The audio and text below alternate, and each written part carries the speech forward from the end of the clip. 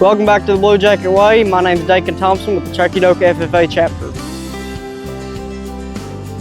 This is my 1967 Ford 100 LGT restoration project. This grille, dash, and deck are all made of aircraft aluminum.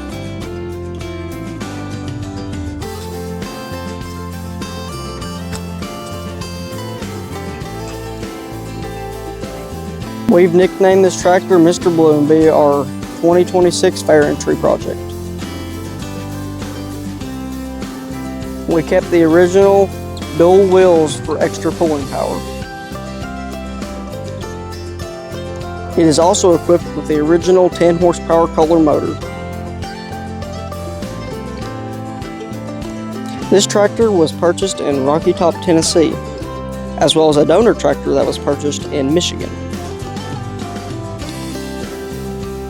Thanks for stopping by. Remember to like, subscribe, and hit that notification bell. And as always, support Chuckyodoka FFA chapter.